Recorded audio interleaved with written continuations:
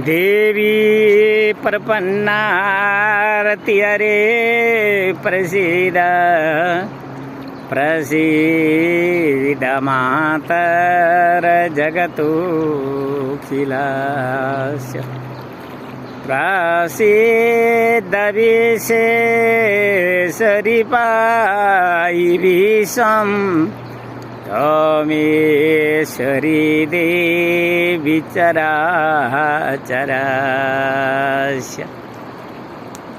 आज 2079 वैशाख 14 गते बुधबारको दिन म अहिले श्री बुढी गण्डकी र त्रिशुलीको बेनी सङ्गम गौरी शङ्कर सङ्गम यस गौरी शङ्कर घाट परिसरमा आइपुगेको छु र यो दैवी कला विभूति दर्शन वर्ष 2079 साथ हामीले हाम्रा पूर्वज ती आत्रीय ऋषि मुनि परम्पराहरू साथ एउटा त्यो दैवी सिद्धिहरूको विषयमा अनुसन्धान गर्न गइरहेका छौँ। किनकि यो वेदको उर्वर भूमि गोर्खा राज्य नेपाल आज जुन परिस्थिति र जुन जनलहरका साथमा उभिएको छ, यो धर्मको बाटोमा ती दैवी र प्रकृति सिद्धिहरूले जुन प्रकारको इतिहासहरू वैदिक शास्त्रहरूमा हामीलाई प्राप्त भएका थिए, हामीलाई लाग्यो कि यी देवालय र तीर्थहरू संरक्षणका निमित्त पनि दैवी सिद्धिको आवश्यकता छ। हामीले एउटा के अनुभव गरिरहेका छौँ भने कि हाम्रो वैदिक सनातन धर्म जुन हिन्दू समाजको रूपमा हामीले भेटेका थियौँ, त्यहाँ अन्धविश्वास, धार्मिक शोषण, अन्याय र त्यो विकृति र विसङ्गति विचारहरू मात्र झाङ्गिएको र मौलाइरहेको देखियो। त्यसैले हामीले हाम्रो गोर्खा राज्य नेपाललाई सम्मान र संरक्षणको वातावरण दिनका निमित्त दैवी सिद्धिको आवश्यकता पर्छ भन्ने कुरालाई अनुभव गरिरहेका छौँ।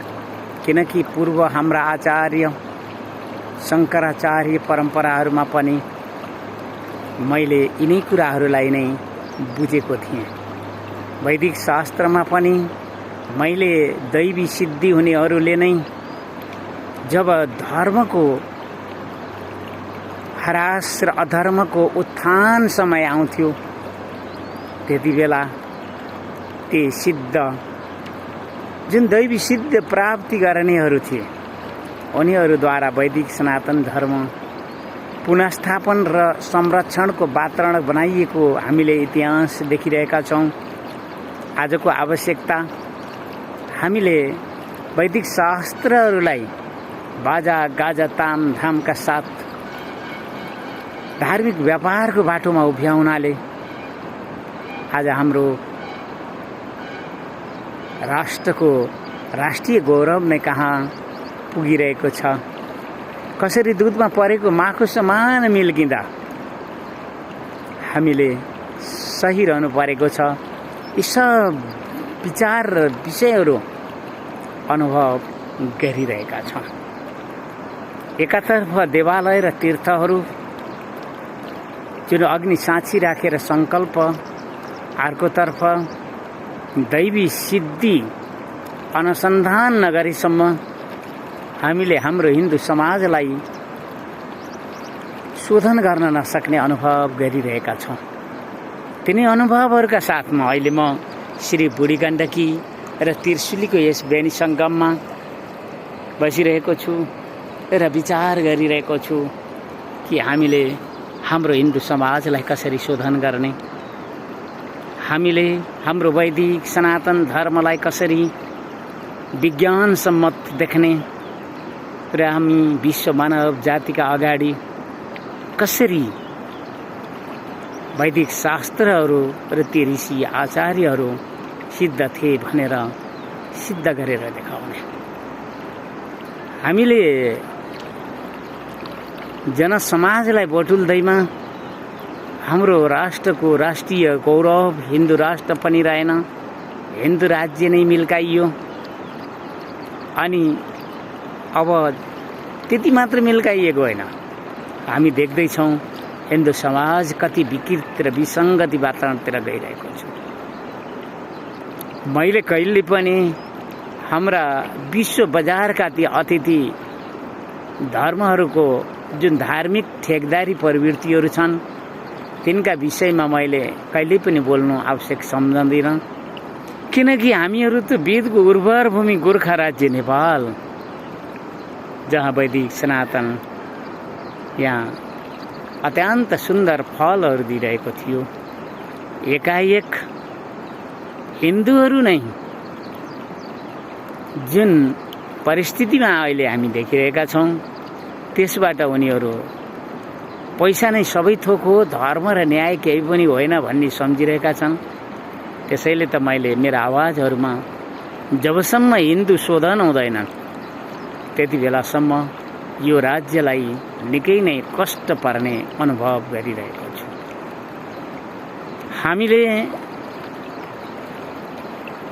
अन्य विश्व बजारमा पाएका ती धर्महरूका साथमा पैसामा बिके पनि अथवा हामी कुनै लोभ र प्रलोभनमा बिके पनि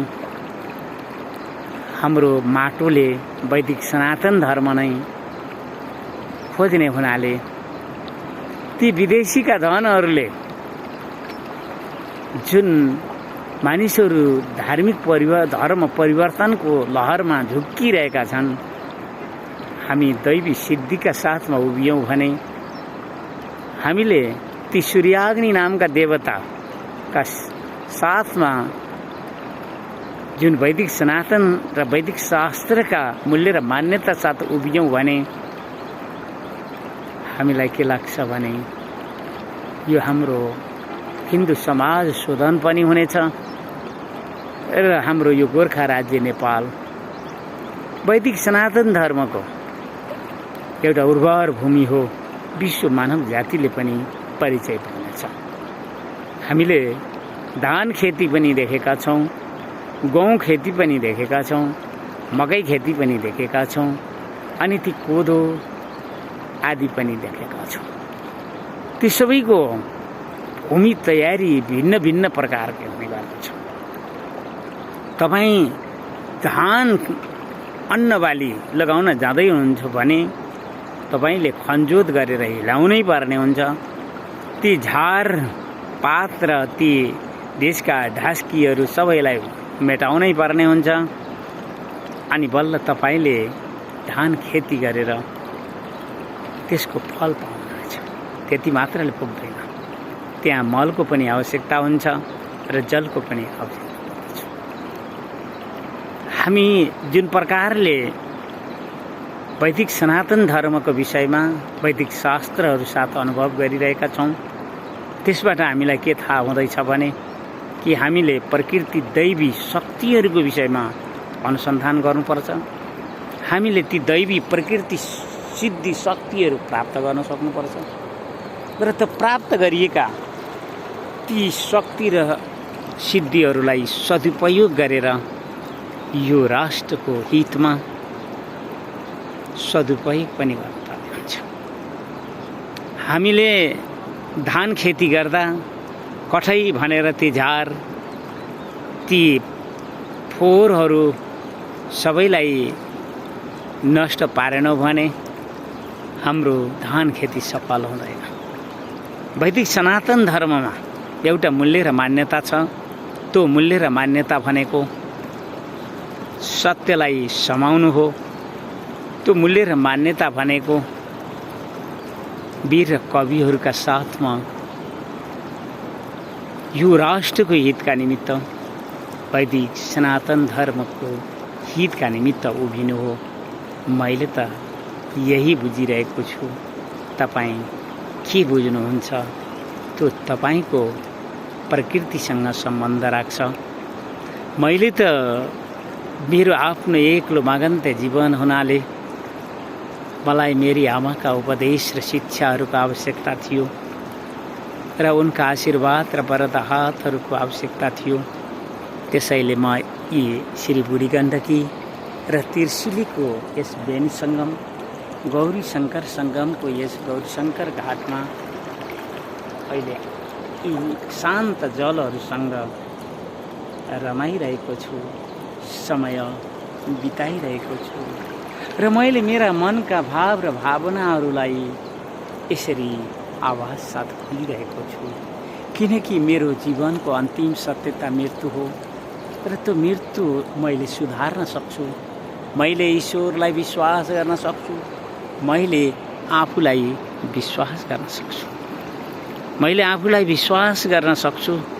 त्यसैले मैले जनसमाजलाई व्यवहार साथ उनीहरूलाई चिनेर सङ्ग्रह गर्ने अथवा नगर्ने भन्ने निर्णय लिन पनि सक्छु, किनकि मसँग मेरी माताको त्यस प्रकारको शिक्षा, उपदेश र बुद्धि पनि छ भन्दै म आफ्नो वाणीलाई आज यतै रोक्छु।